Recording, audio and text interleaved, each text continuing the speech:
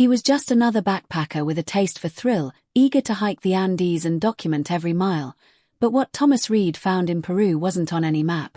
He woke up 200 miles from where he vanished, clothes torn, eyes hollow, and a strange symbol carved into his wrist. No passport. No memory.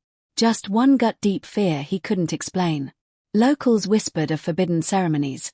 Rituals meant to cleanse the soul by shattering the mind. But what if this wasn't random? What if someone chose him? What if he wasn't the first, and wouldn't be the last? Thomas Reid arrived in Cusco with the kind of naive excitement only a young, untethered soul could possess. At 25, freshly released from a rigid corporate job he loathed, he decided to abandon his structured life in Chicago for a few months of wanderlust in South America. His mother warned him about traveling solo, but her concerns were brushed off as overprotective noise.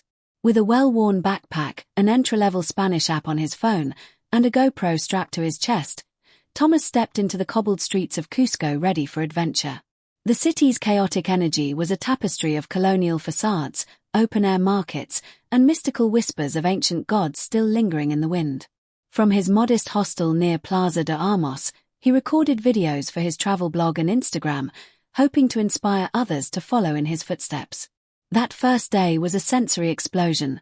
Llamas in the streets, coca leaf tea for altitude sickness, and breathtaking views of the Andes under crimson sunset. But as dusk set in, so did a different kind of energy, one that pulsed through the narrow alleys and darker corners of town. While dining alone that night, Thomas struck up a conversation with a fellow traveler named Julian, a smooth-talking man with piercing green eyes and a captivating presence. Julian claimed he had spent months in Peru learning true spirituality, not the touristy kind, but the ancient rites lost to time and hidden from outsiders. He told Thomas of places deeper than Machu Picchu, of ceremonies that connected one's soul to the universe. Intrigued, and maybe a little too eager to escape the tourist trail, Thomas agreed to meet Julian the following night for what he called a doorway experience. Despite warnings painted on hostel bulletin boards to beware of fake guides and spiritual scammers, Thomas rationalized the decision. Julian didn't seem dangerous. If anything, he was magnetic. That evening, Thomas journaled his plans and shot a vlog teasing a secret adventure. "Tomorrow," he said to his camera with a grin, "we go beyond the guidebooks." What he didn't realize was that tomorrow wouldn't be a continuation of his trip, it would be the end of it. The next morning, the hostel's receptionist noticed Thomas never came back. His bed remained untouched, and his backpack, camera, and passport were all still secured in the locker. When questioned, other guests remembered seeing him leave around midnight, walking with Julian toward the hills outside the city. As hours turned into days, search efforts expanded, flyers went up, and online forums buzzed with speculation. But there was no trace of Thomas, not in Cusco, not on the Inca Trail, not in any border checkpoints. And just when everyone began to assume the worst, he opened his eyes in a village 200 miles away, sunburned, dehydrated, and with no clue who he was. 3 days after Thomas Reid walked into the Peruvian night with a stranger and never returned, his face was plastered on local lampposts and shared across social media with the desperate headline, "Missing Backpacker in Cusco, Last Seen with Unknown Male." His mother, frantic and sleepless, boarded the next flight to Lima and joined the authorities in their efforts, but even the most optimistic officials began to suggest what she couldn't bear to say out loud, that Thomas might have vanished into the jungle like others before him. The search extended into the Sacred Valley, with volunteers, drone teams, and even Quechua-speaking locals combing trails and ruins for any sign of him. A few hostel guests mentioned Julian, but his full name, whereabouts, and origin were all unknown. He wasn't registered anywhere. No credit card trail, no passport, no ID. It was like he never existed. Surveillance footage from nearby shops showed a blurry image of Thomas walking up a winding street, guided by Julian's hand on his shoulder, disappearing behind the curve of an alley that led away from town and into the darkness of the surrounding hills. Then, nothing. For 4 days, Thomas was a ghost. No activity on his phone, no ATM withdrawals, no signal from his camera or smartwatch. Until a barefoot man collapsed outside a remote Quechua village called Hutunca, hundreds of miles from Cusco and nowhere near any tourist route. The villagers said he appeared in the early morning, stumbling along the muddy edge of a ravine, his shirt ripped and stained, his lips cracked and sunburned, his feet raw and bleeding from what looked like days of walking without shoes. He didn't speak at first, not even when asked his name. He just stared blankly, trembling when someone touched his arm, as though human contact startled something deeply broken inside him. The local healer was summoned, believing perhaps he'd crossed into the spirit realm and returned, a belief not uncommon in these isolated communities where Andean mysticism still breathed strong. He was given water, wrapped in alpaca blankets, and fed a warm soup made from native tubers and herbs. Only after 2 days did he begin to murmur in English, confusing the villagers but confirming he wasn't one of their own. A traveling nurse volunteering nearby recognized the severity of his disorientation and made the call to authorities in Puno, who airlifted him to a hospital. At first, the hospital staff had no idea who he was. He had no ID, no wallet, nothing but a torn t-shirt and jeans with a single name sewn into the waistband, T. Reid. When he finally looked into a mirror, his reaction was chilling. He recoiled. Not because of injury or disfigurement, but because his face was unfamiliar. It was his own, yet foreign. The doctors diagnosed him with transient global amnesia, likely induced by trauma or drugs, but the mystery deepened when tests showed no traces of narcotics, hallucinogens, or injuries typically associated with memory loss. What he did have were peculiar bruises on his chest and arms, symmetrical and deliberate, like the echo of ritualistic restraint. A faint reddish-brown smear trailed from his left shoulder down to his wrist, like the residue of paint or clay. But the most disturbing mark was on his inner forearm, a crude but unmistakable carving of a symbol. A circle with 3 vertical lines inside it, like pillars inside a sun. A nurse tried to wipe it off, thinking it was ink or blood, but the skin had been etched. Not deeply, but purposefully, as if branding him with something sacred or sinister. When authorities finally connected his description to the missing person report, his mother flew to the hospital. Her voice trembled when she said his name at his bedside, but he didn't react. Only after she showed him a childhood photo did something flicker, barely perceptible, in his eyes. A tear slid down his cheek, but he said nothing. And then, in the dead of night, he whispered, "Julian." It was the first time he spoke the name since being found. When shown a photo of a local man arrested years earlier for leading unlicensed ayahuasca ceremonies in the jungle, Thomas blinked rapidly, turned away, and began to shake uncontrollably. He didn't recognize the man consciously, but his body did. Meanwhile, strange footage was found on his phone, partially corrupted, showing fragments of a firelit gathering, rhythmic chanting, and flashes of painted faces.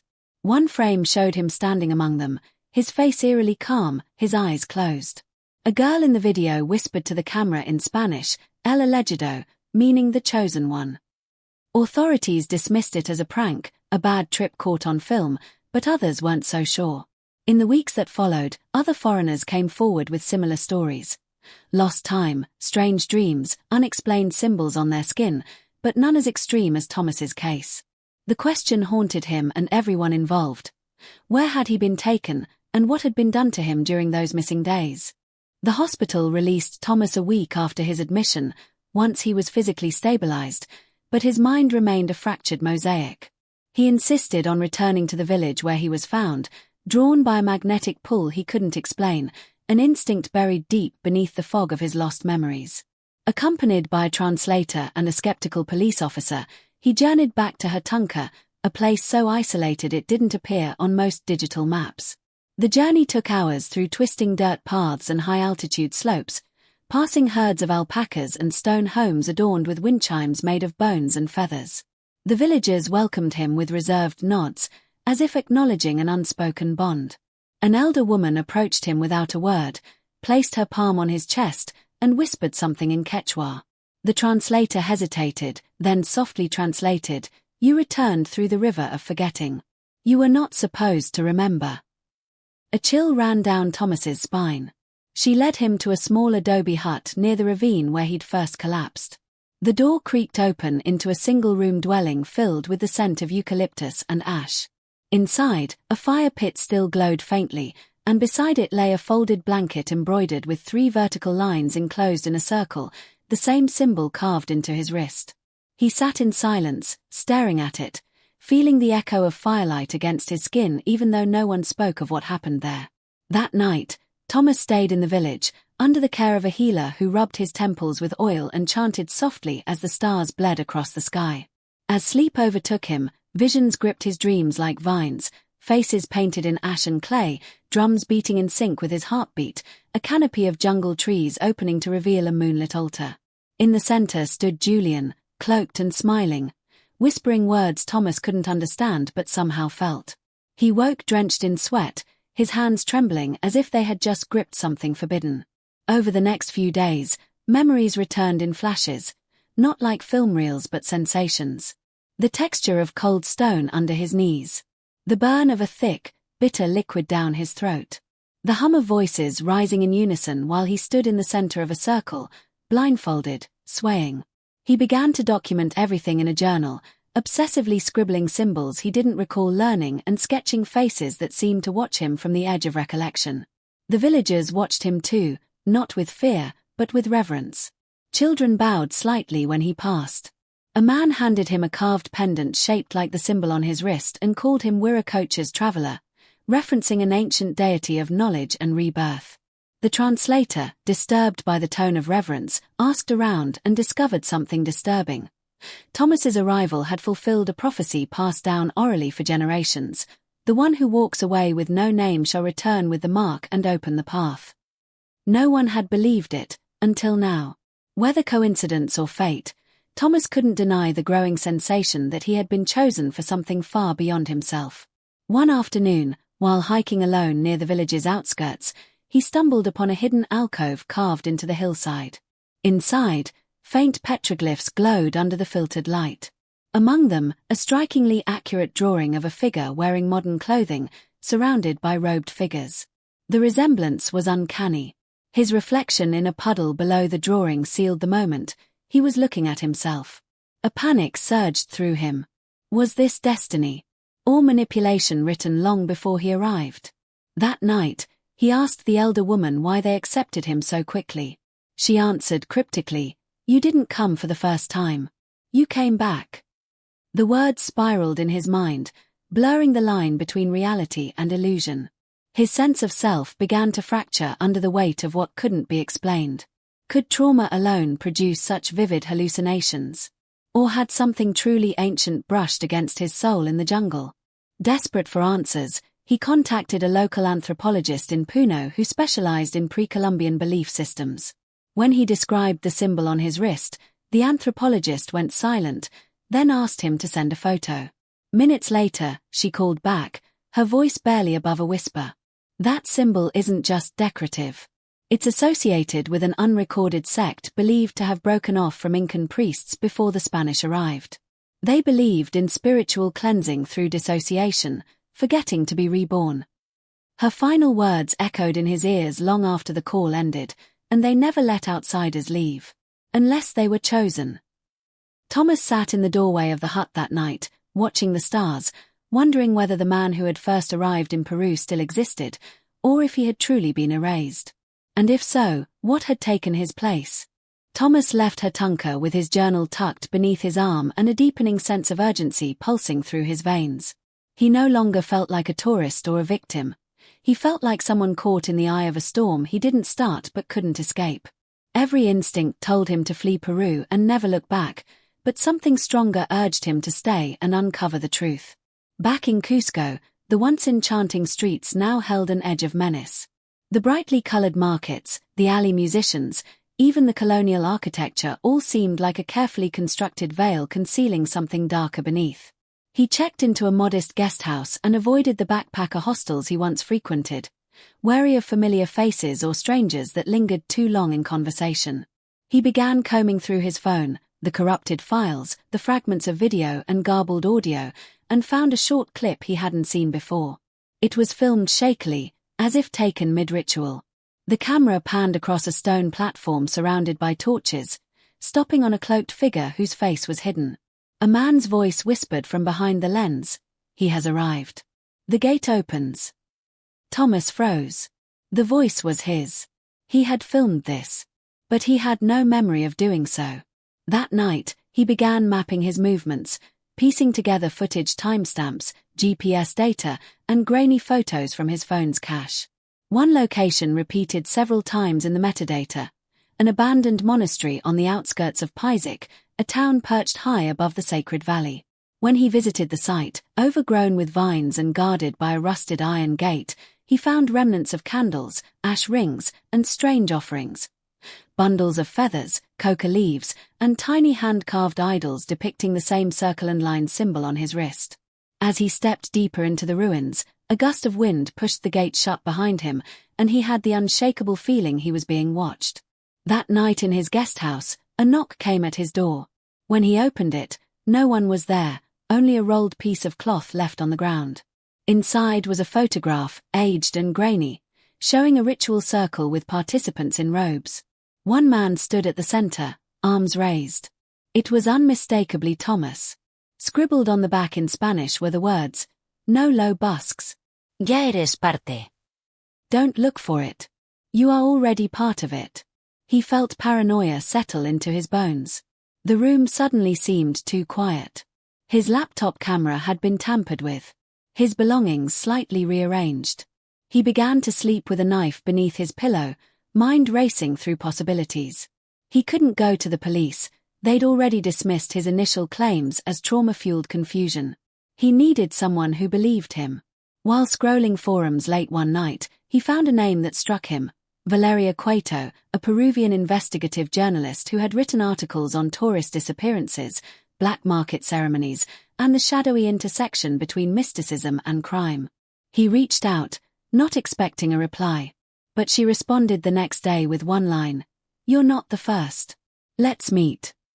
They met in a dim cafe hidden behind a courtyard, where Valeria arrived with 2 phones, a hidden recorder, and eyes that had clearly seen too much. She listened as Thomas recounted everything, then showed him files she had compiled, photos, testimonies, and records of over 24 travelers who vanished or reappeared with partial amnesia, most of them young, foreign, and solo. The details were chillingly similar: night rituals, mysterious guides, and marks on their bodies they couldn't explain. One woman had been found near Iquitos speaking a dialect of Quechua she had never learned. Another man claimed to have met a god in the jungle who gave him a new name and mission.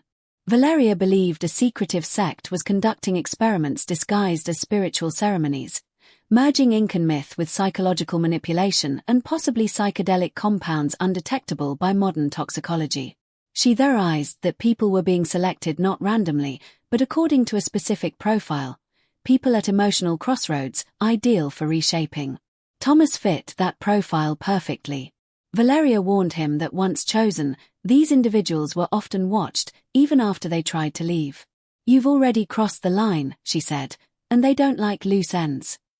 That night, he found his journal missing. In its place was a single page torn from its middle. On it, in handwriting that wasn't his, was the phrase, "The mirror is only dangerous when it tells the truth." He stared at it for hours, his reflection in the darkened window warping as dawn approached.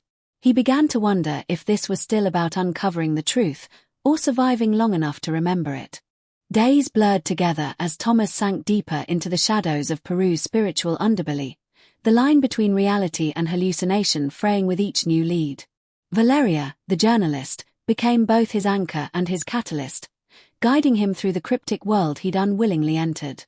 They chased whispers across villages, backroom meetings with anthropologists, and cracked archives guarded by superstition and fear.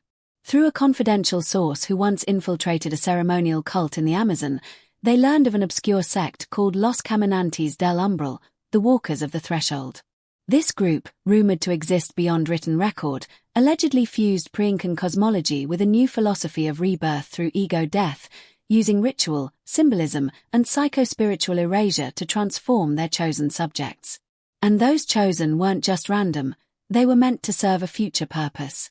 According to the source, once a year the sect performed their most sacred ritual, El Renacimiento del Silencio, the rebirth of silence, deep in the Andean jungle under a moonless sky.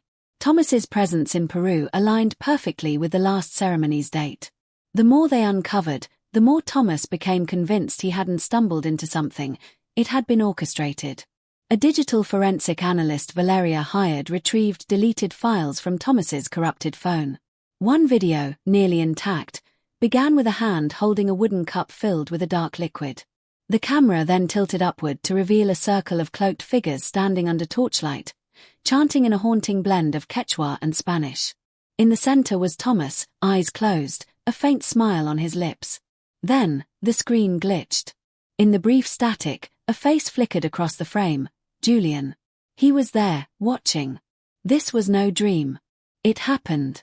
Driven by equal parts rage and fear, Thomas insisted they return to the jungle where the sect was rumored to operate.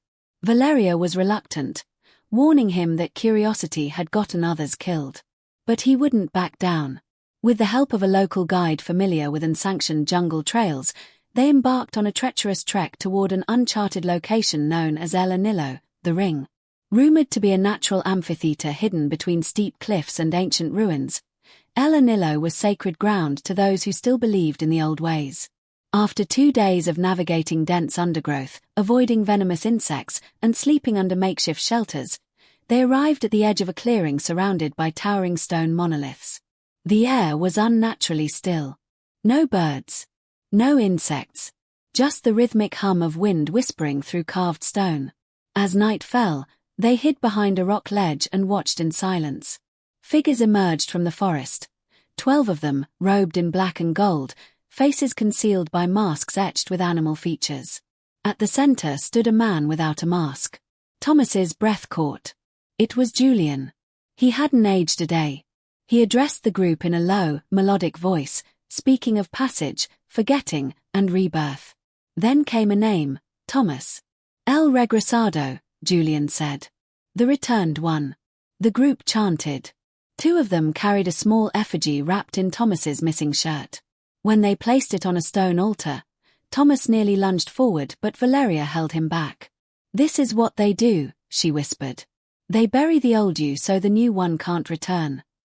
As the ceremony intensified, flames erupted from beneath the altar, casting twisted shadows across the clearing. A young woman stepped forward, her arms raised, and drank from the wooden cup, the same kind from the video. Her body convulsed. The group surrounded her, chanting louder. She fell to the ground, and they began to cover her in cloth. It wasn't death, it was symbolic burial. She would wake up somewhere else, someone else, with no memory of who she had been. It hit Thomas then, this wasn't just about him.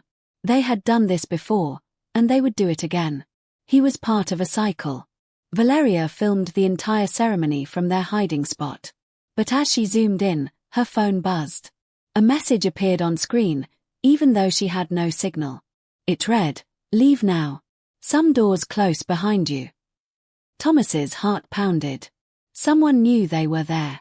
They fled, scrambling down a hillside under cover of darkness, running until their legs gave out. Back in Cusco, Valeria uploaded the footage to multiple secure servers. But the next morning, her apartment was broken into. Nothing was stolen, except her memory cards and notebooks. Thomas found a single token left on her desk, the pendant with the circle and 3 lines. The message was clear. He hadn't just been a witness. He was still a subject. Thomas knew he couldn't stay in Peru any longer, not because he feared for his life, but because he feared what might be left of it if he stayed. The realization that he had been part of a deliberate, orchestrated ceremony, not just once, but possibly more than once, shattered any illusion that he was simply a lost traveler who had fallen into the wrong crowd. He was chosen, branded, and perhaps even rewired. But the question that plagued him now was why? Why him? Why now? And most terrifying of all, what if this had happened before, and he'd already forgotten? Valeria arranged for his departure using a pseudonym and temporary documents, a process made possible by a network of locals who had seen the sect's influence stretch across institutions too trusted to question. On the day of his departure, she handed him an encrypted USB drive with all the footage she managed to salvage and a chilling message. Tell someone. But not everyone. As he boarded a bus headed toward Lima, Thomas felt no relief, only a deep, existential vertigo that made him question every step he took. Faces on the street looked familiar in ways they shouldn't. Strangers met his gaze just a second too long. Even the driver looked at him in the rearview mirror with something that could have been recognition or warning. In the airport restroom, he removed the cloth bandage from his wrist. The symbol was still there. He tried to scrub it off until his skin bled, but it remained, etched into him, not just physically but psychically. Once in Chicago, he tried to pick up the pieces of his life. His apartment, his friends, even his job welcomed him back, but he no longer belonged in that world. At night, he heard the drums again, even in silence. His dreams were filled with jungle fires, voices in forgotten languages, and a familiar hand reaching out through smoke. He sought therapy, but every time he explained what had happened, he saw doubt flicker in his therapist's eyes. His sessions were reduced to discussions of trauma, anxiety, and the potential for delusion. But Thomas knew the truth wasn't a wound, it was a portal. He became obsessed with the files on the USB drive, replaying the footage again and again. One night, while freezing a frame, he noticed something new. In the background of the ceremony, the one where the young woman collapsed, there was a table. On it lay an array of belongings: watches, wallets, phones, personal effects. Zooming in, Thomas saw his old passport, half-burned, beside a familiar leather journal.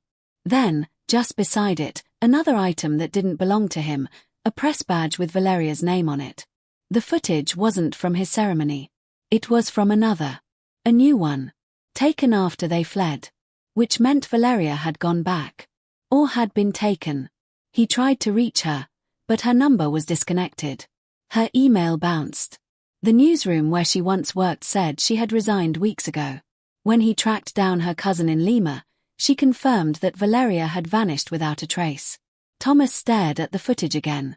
In the final seconds, just before the screen went black, the camera panned left. For the briefest moment, he caught sight of a man standing at the tree line, smiling. Julian. Not older. Not younger. Exactly the same. It was as if time hadn't touched him. As if it never would. That night, Thomas began recording his own video logs, not for an audience, but for himself, for whoever he might become next. He recounted everything, including the moments that no longer made sense. Missing hours in his own apartment, dreams that felt like instructions, and a growing fluency in Quechua he couldn't explain. One morning, he woke up with muddy shoes beside his bed and no memory of leaving the house. On his nightstand was a stone idol identical to those used in the ceremonies. It hadn't ended. It was never going to end. He was the experiment, the subject, and perhaps even the future vessel for something older than he could comprehend. The story didn't have a resolution, only a recursion. What was left unsaid echoed louder than any spoken truth. This wasn't about losing memory. It was about replacing it. Rebuilding identity in the image of an ancient design.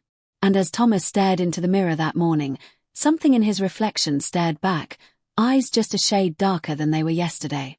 The only thing he remembered clearly anymore was what Julian had whispered to him the night he vanished, a sentence that repeated now like a prayer in the back of his mind. "You're not being taken, Thomas. You're being returned."